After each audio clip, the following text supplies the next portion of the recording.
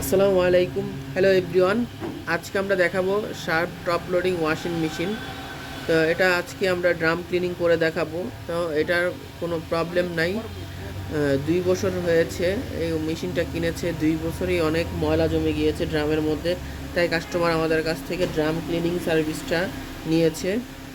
তো এটা এত ময়লা হওয়ার কারণ হচ্ছে যে পানিতে অনেক আয়রন আছে, এই কারণে ময়লা হয়ে যাচ্ছে ভিতরে।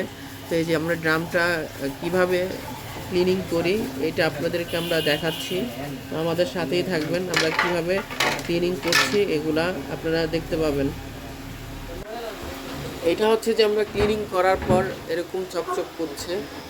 তো সাধারণত সব ধরনের টপ লোড ওয়াশিং মেশিনই এইভাবে ড্রাম ক্লিনিং করা অবশ্যই বাধ্যতামূলক, কারণ ভিতরে বেশি ময়লা জমে গেলে ভিতরে যে স্পাইডার থাকে, যে ড্রাম থাকে, এগুলো জং ধরে যায়। এটা হচ্ছে পালসেটর, এটাও ক্লিনিং করা হয়েছে। তো এটা হচ্ছে আউটসাইড যে ড্রাম, ওইটাও ক্লিনিং করা হয়েছে। আমরা তো ভিডিওতে দেখিয়েছি যে কি ময়লা ছিল এগুলোর মধ্যে। তো ক্লিনিং করার পর আপনাদেরকে আবার নতুন করে দেখাচ্ছি যে আমরা ক্লিনিং করার পর কীরকম হয়, কীরকম লাগতেছে, যে একদম নতুনের মতো চকচক চকচক করতেছে।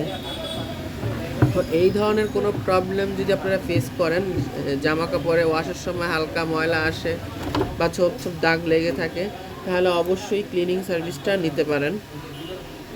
তো আমরা সব ধরনের ওয়াশিং মেশিনে কাজ করে থাকি, হোম সার্ভিস দিয়ে থাকি, এবং আইপিএস, কিচেন হুড, মাইক্রোওভেন এগুলো সার্ভিসও দিয়ে থাকি।